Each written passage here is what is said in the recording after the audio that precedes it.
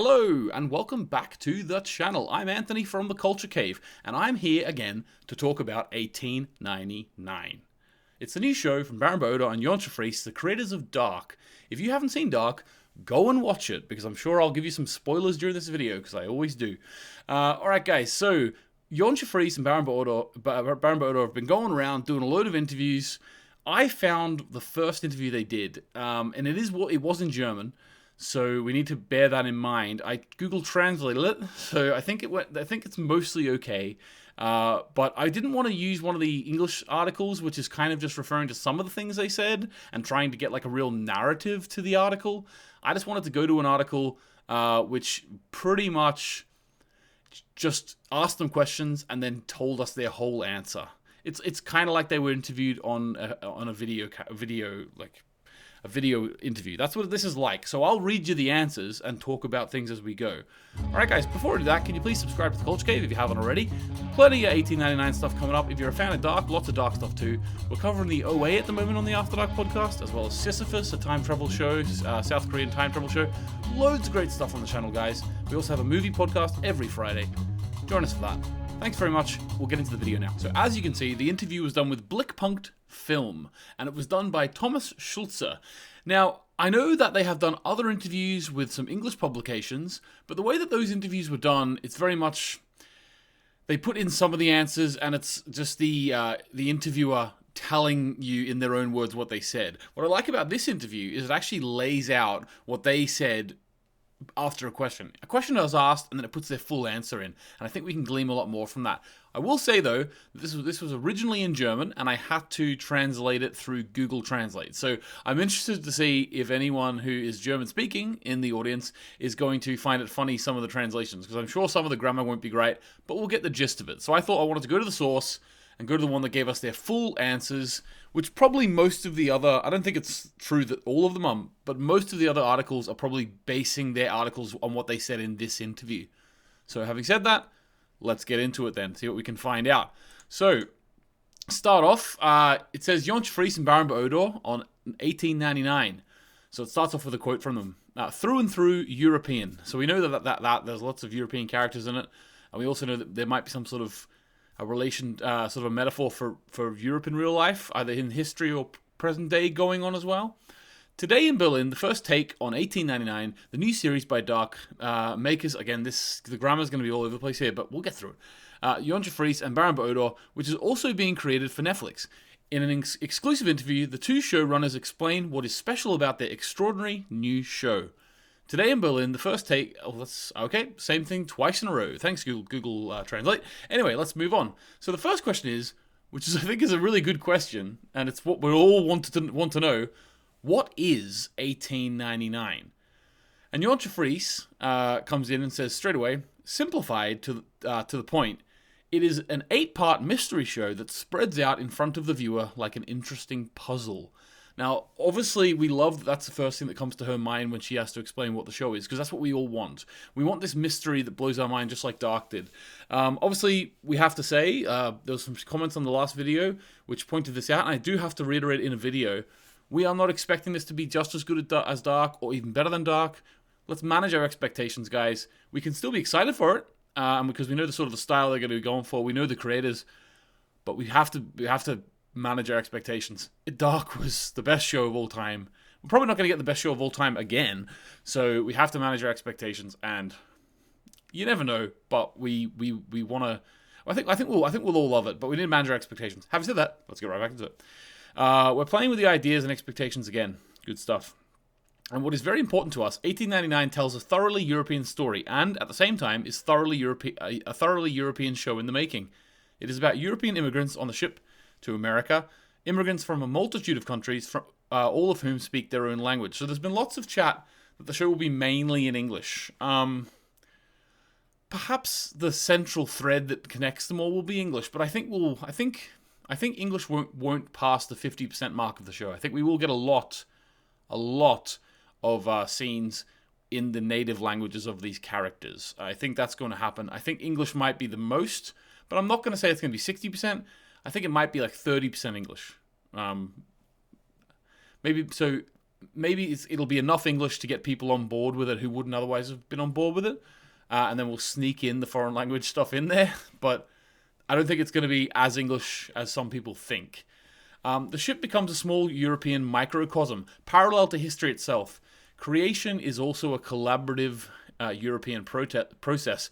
We work accordingly with a crew from all over the world. So we already know that the writers' room had people from all over the world and all over Europe. So it's good to see that obviously the crew, they're trying actually to bring that the whole way through the production. Cast, crew, writers, it's all going to be multinational and European, which is great to see, because it's obviously going to bring some authenticity to these characters and to these things. Okay, next question says, what was the initial idea? So Yoncha Free says, over the past few years, we've watched with growing concern that Europe is a little bit falling apart. I think we all have, Yoncha. I think we all have. That makes us sad because we feel primarily Europeans. We have traveled a lot ourselves, have heard many languages. We see this as an important and enriching experience that broadens our own horizons. You learn a lot when you watch how people in other cultures behave. That is very, very true. And having said that, like speaking as someone who, I've lived in other countries as well as that. I live in a different country than from where I was born. I will say that I notice a difference in people when they do go away for a year or two and then come back to their home country. I live in Northern Ireland myself. Northern Ireland has had their own troubles in the past. And I always notice that when people go away and get a bit more perspective, they sort of come back a little more level-headed, a little more open to discussion. So I get exactly what they mean there, to be honest with you. I think keeping those connections between different cultures alive is better for everyone, to be honest with you. 1899 is a project close to my heart.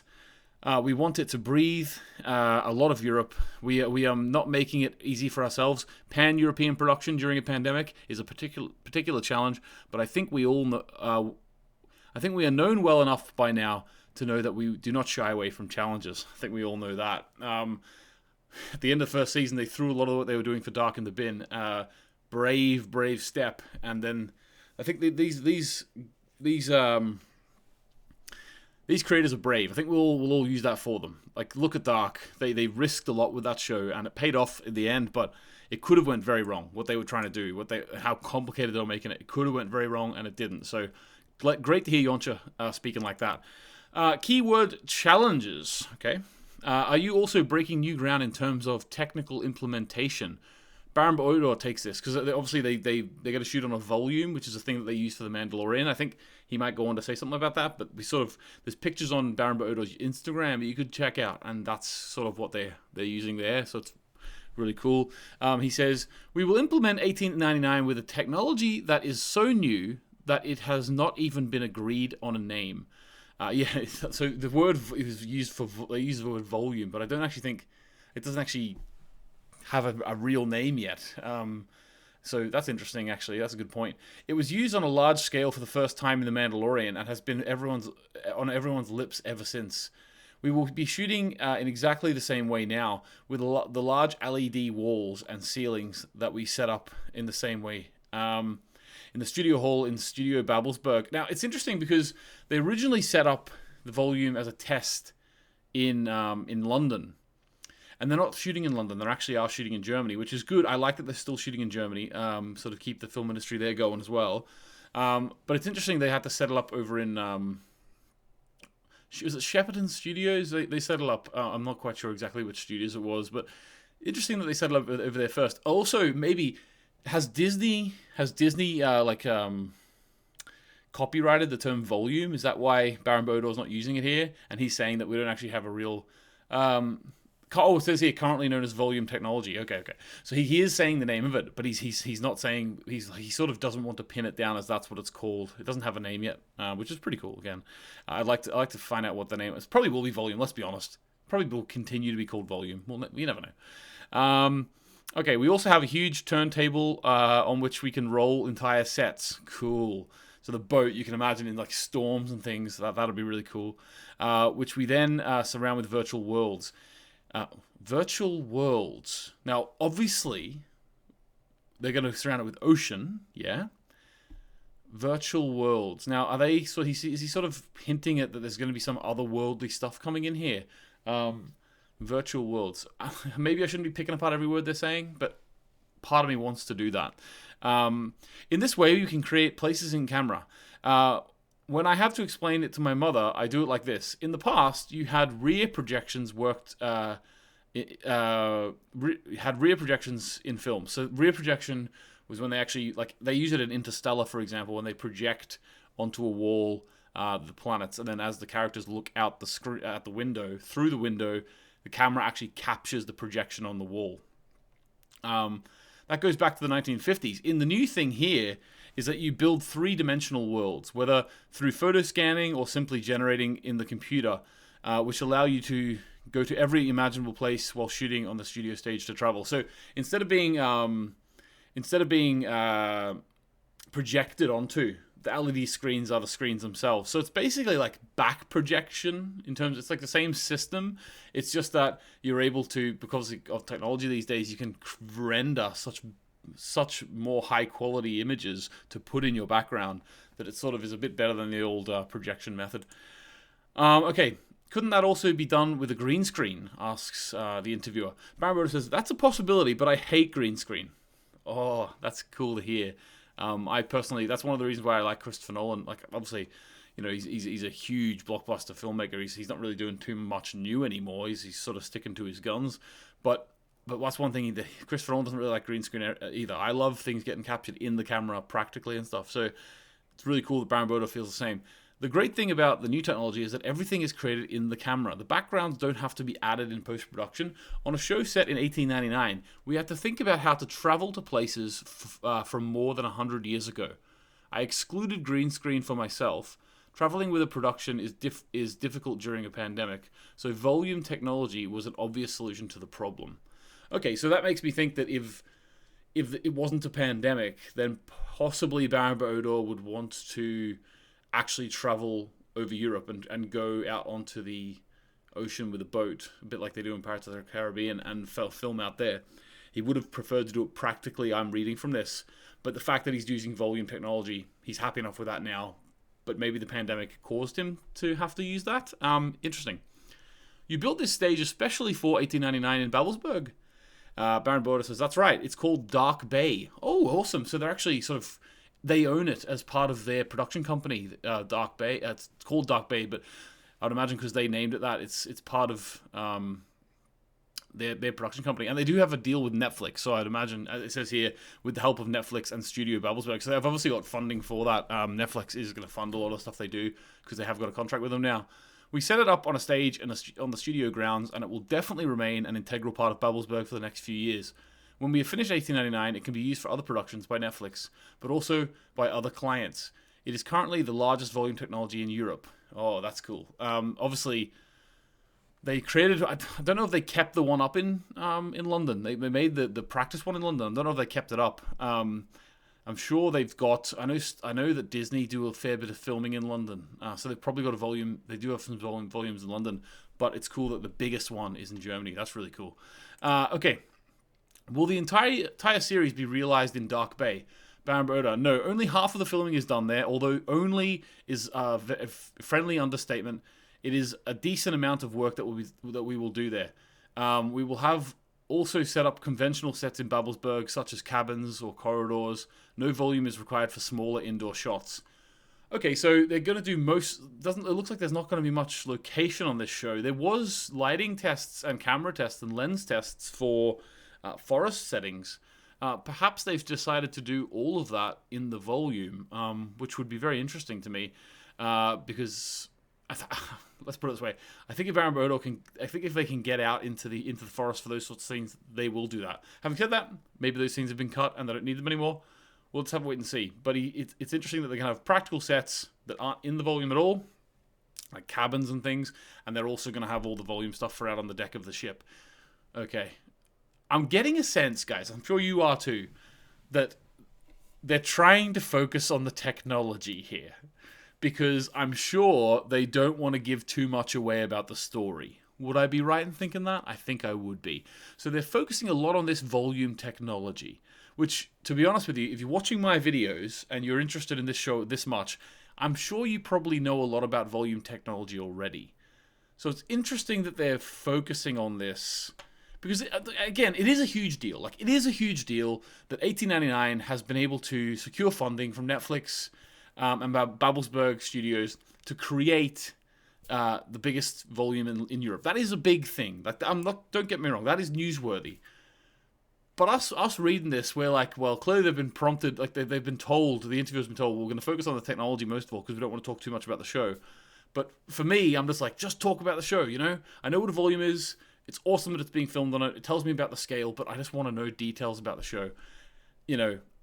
But that's going to, even if they gave us 100 questions on just about the show, I'd still want to know more. So take that with a pinch of salt. Next question. Did the knowledge of this technology, the knowledge that this technology will be used, affect the work on the scripts? That's a really good question. Yorcha Free says, very important. For all of us, it meant a tremendous learning process. One quickly thinks that one has understood what one is dealing with. 111. Thanks, Google Translate.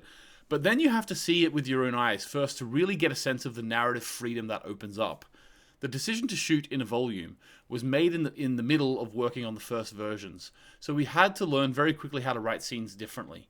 Performers move differently in the space, and of course, the world in which the actors enter changes completely. You have to adapt to the fact that that you can think more freely because an insane range of new possibilities opens up. I have the impression that I've learnt a lot about this technique while writing. Okay, so they had to change the way they were writing the scenes. Or writing sort of the character, how they would react to the space.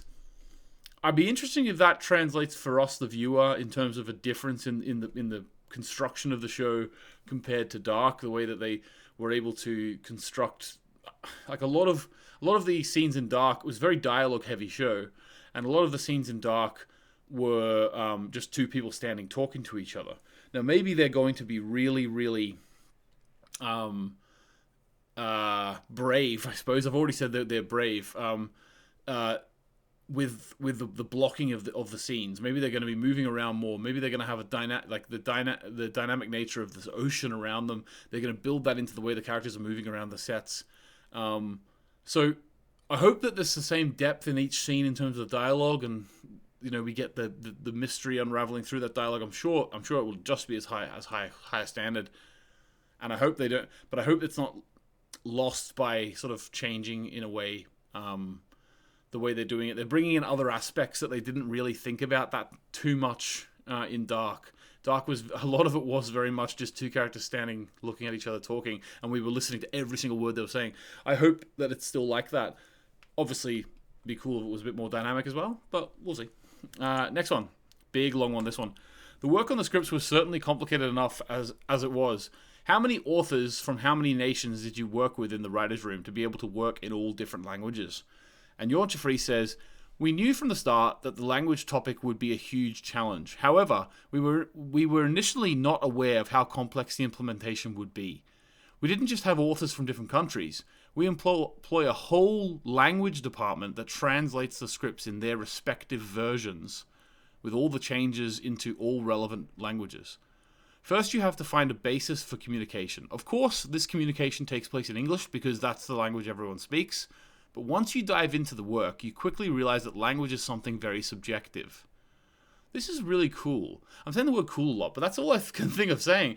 I really like that they're being that accommodating of the culture, and they're trying to really have it be like in the veins of the show, to the point they're translating and having people write their episodes in their language. I really think that's cool.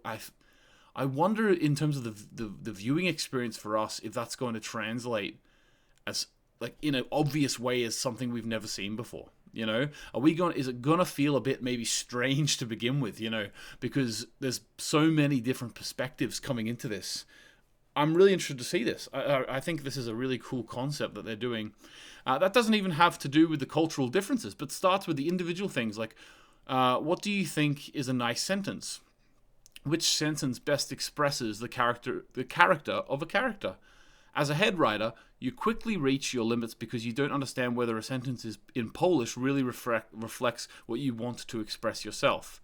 In addition to the authors, we also employ translators, proofreaders, and language assistants in our language department, all of whom are in constant contact with one another. Parallel to the script, there is always a dialogue about language. In final draft, the script notes in a meta conversation, we are still intensively exchanging language subtleties that we keep the program crashing. So the program keeps crashing because there's so many notes on the scripts. Whoa. We know the attention to detail that Jon Fries has from Dark. Every single time they're on set, she changes the script. If they change a line, she changes the script because it has ramifications later on, and they did rewrites to make sure everything stayed consistent. The continuity in this woman is ridiculously high, her level of continuity. So I'm really impressed by this. This is her taking this to a whole new level, and I'm on board here for it. So it keeps crashing. Our scripts also look completely different because they are all written in dual dialogue. English on the left, the respective language version on the right. It's exhausting, but it's also a lot of fun because I unexpectedly learn a lot about how much people define themselves through language and its potential limitations. It sounds exhausting, Yoncha, and I think hats off to you because you're a woman with a great attention to detail, and in Dark, it paid off. And I really, really hope it pays off for this show too, because I really want to see you have a long and successful career, and I am just going to be lapping up everything you give us, because having a filmmaker or like a writer on these shows to have such a incredibly high attention to detail is just a real treat. It's a real treat, and it's why I fell in love with Dark so much, to be honest with you. Like, I'm a real pernickety bastard, to be honest with you. I'm a real pedantic fuck, and I love how much detail and how much thought has gone into Dark. It doesn't matter that every now and then someone points out something that I maybe haven't got an answer for. Knowing how much work they put into it and how much they put into the continuity and how much they put into the mystery, it just means so much to me. And I'm sure you understand how much Dark meant to me, like, to be honest with you, because I started this YouTube channel based on the theories for it and love talking about it. I'm still talking about it. And I just love that there are people who are as pedantic as me making shows. It's amazing. Okay, next question. That leads to the next challenge. How are you going to stage the many different languages? Barambodo says, the actors are already with us in Berlin. The first reading samples are already behind us. For me, it is a real gift to hear the richness of many different languages. With the actors, you can feel that they find this approach to the Babylonian confusion of languages in an enrichment. Okay. When shooting, I have interpreters and language coaches by my side, but I am aware that I will have to work very instinctively and will have to be guided by the sound of the languages without always understanding every word. Makes sense. A lot will depend on the actors and I being able to build the trust we need. But the first meetings make me confident that it will work. Okay, that's great. So it's cool that Baramboda is all in on this, even though he's not going to really be able to understand. He's going to watch a scene, take give them direction on how to perform it and stuff without actually understanding what they're saying. Sounds like an impossible task, but I'm sure he's up to it. Another question: How is the effort? What is the schedule? So Baramboda says the first flap? Oh yeah, it's like clapperboard will be on the 3rd of May, which was Monday there, and we will shoot until November. The effort is ultimately very high due to the new technology and the rotation in the volume technology, significantly higher than Dark, even if we are already on non-stop working. This time we are going to add another shovel. So they're really, really going to put their foot down, so to speak, and really work hard. Now, someone did point out in the comments last week that, yes, he mentions here that November is when they're shooting until. So therefore, it's not going to be out late this year. It will probably be out a year from now, June, sometime like that. Which, is what it is. 2 years after season 3 of Dark comes out, 2 years isn't that long to wait. The way I view it, like TV these days, it all comes out at one time, a lot of the time. So you sort of view it like a film. People take 2 years to make a film. That's absolutely fine. I'm happy with that. I wonder if there'll be 2 years between the season 1 and 2. Hopefully not. Hopefully it'll be a bit quicker. All the casting and stuff doesn't have to be done then, does it? Okay, next question. There's only a couple left. How did you cast the actors from different European countries? So someone was asking in the comments who the casting director was. Well, here we go. Baron Bodor says, Lucy Bevan from London did the casting for 1899. We were very skeptical because it was not possible to meet the actors in person and get an immediate feel for the candidates, because it was not possible to travel due to Corona. The entire casting took place via Zoom. I was then amazed at how well it worked, how quickly everyone adapted to the new situation. We may have done a few more laps than usual to be on the safe side, but also because we had to go into markets that we're completely unfamiliar with. When you think of German characters, you immediately have a few faces in your head, and you could be that could be considered. In the other territories, it is no longer that easy. We were all the more pleased about how exciting and profitable it was to discover really new faces for us. Good point. So obviously they're sort of living in the German film world. So when they were casting Dark, they probably had people in their mind who they wanted for certain roles, and then it was just about finding actors who looked like them when they're younger and older to meet them to match those roles. Where this, a lot of it is starting from scratch. I know Andreas Peachman's in it, but a lot of the rest of them they probably didn't know before. Okay, have you gathered your trusted team behind the camera? Baron Bodor says, many of the comrades in arms of Dark are there again, especially cameraman Nicholas Summerer, production designer Udo Kramer, hair and makeup designer Christina Wagner, and composer Ben Frost. Yeah, Ben Frost is back. Fantastic. I've got all the albums from the first from the first show, Dark, all the 3 albums. He's a fantastic composer. That really droning like foghorn in the teaser, absolutely loved it. So really, really great to have him back. At the same time, new creative forces are on board, such as the Oscar-nominated costume designer Bina Daigeler. Bina Daigeler, she's Oscar-nominated, so that's fantastic. I did like the costumes in Dark, so it'll be interesting to see. I also liked the costumes in this, actually. And I did mention that hopefully my wife and I can do a deconstruction of them next week. And VFX supervisor Christian Kaesner from VFX service provider Framestore. There are also many crew members from all over Europe to do justice to the characters of the series. English is spoken at our meetings so that everyone can pull together. That's fantastic that, as I said before, even the crew are all from all over Europe. That's great. Did your experience with Dark sway you to work on 1899?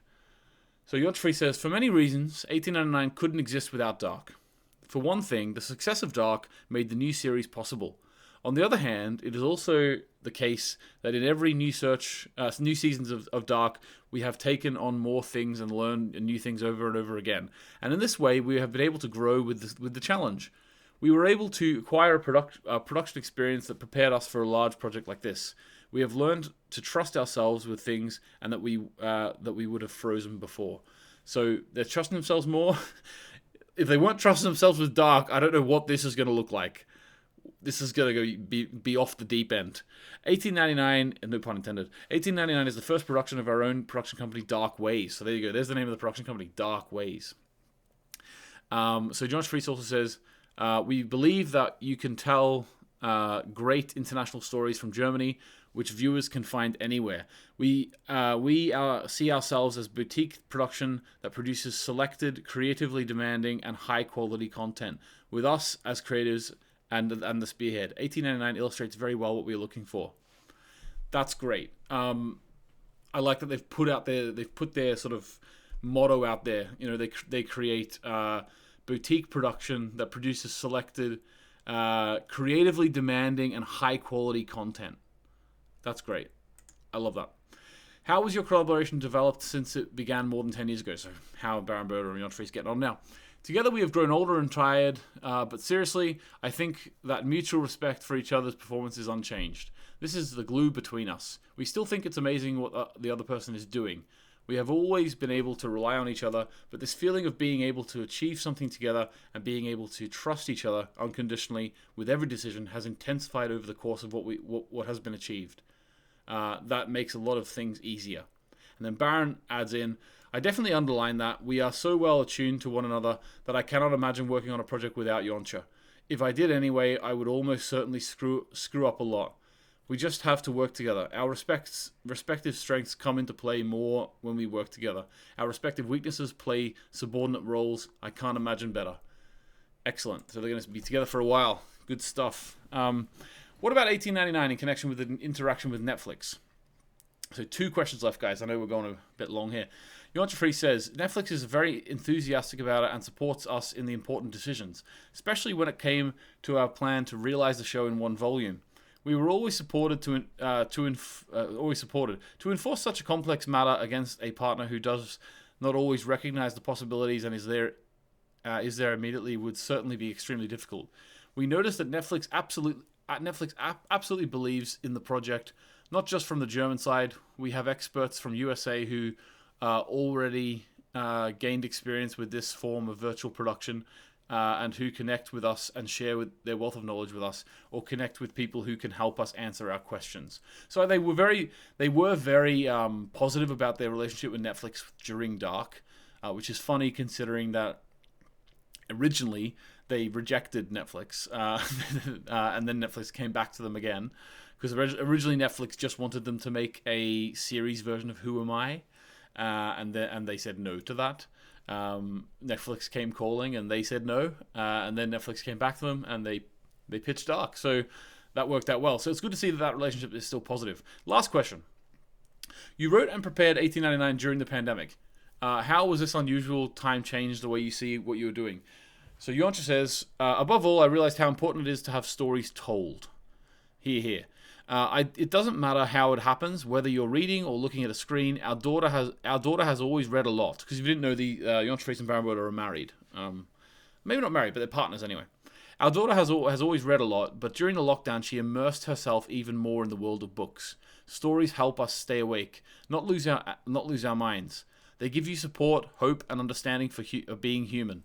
I don't want to be presumptuous and claim that our profession is absolutely systemically relevant, and yet, especially during a pandemic, one should not underestimate how important it is to be able to see the world from different eyes, to experience it together, and to be able to exchange ideas. Maybe we'll do a job that is important after all. Great. That was absolutely brilliant little speech there by Yoncha, and I couldn't back it up even more, and that's why the first, there's a bit of a drought. There was a bit of a drought for a while in the film industry. Like when the first lockdowns happened in the world, films did shut down. My wife had to be furloughed from the film she was working on, and this time round, this sort of second wave, they've put a huge amount of measures in place in terms of the pandemic in order to make the productions be able to go on, because they realized that if they shut them down again, we're going to get to a point where there's no films and stuff coming out. And you can already imagine how miserable people are feeling during these lockdowns. Can you imagine if just entertainment stopped coming out? And Yoncha's right in there. It does seem maybe a bit silly to say that making films is actually very important. But you know what? It is. Like, just if you think about it, it is. It's the same reason why. Like, I know there's a lot of discussion about why is football and why is sports allowed to be kept being played. Like, why are they given priority? I can only imagine how much more depression and how much more mental health issues there would be if people didn't have that release, have that entertainment. So I view it in the same way as films. We need to have something to get us through this tough time, and I agree with Yoncha 100% there. Baron Odor, in the past, you puked faster about the restaurant because it wasn't that good. I think Google Translate might be doing something here to us. About the party because it wasn't that cool. About the film because it wasn't so well done. Now I would be happy to be back in a restaurant to a party. Okay. So he's saying you would complain about things. Puked, apparently, is what Google Translate says is complaining about things. If you're a German speaker, what word do you think they translated there that turned into puked? Puked means like throwing up. Now I would be happy to be back in the restaurant to a party and to see a movie in the movie theater. I've become more grateful for things that were previously taken for granted. I think that doesn't hurt. I would agree wholeheartedly. Alright guys, well there you go. There is a huge long interview from Baron Odor and Yoncha Fries. All I can remember is reading it there. I'm sure I put a couple of things in and talked about some things and added some analysis and talked about what we could be seeing. I honestly can't remember that because there was a lot of text. But if you're an English speaker like me, Google Translate's the only way to see this, and I know a lot of people probably wouldn't be putting this through Google Translate, so I did it for you. It's got me really excited. I'm hoping to come back in a week or two to talk about 1899 again.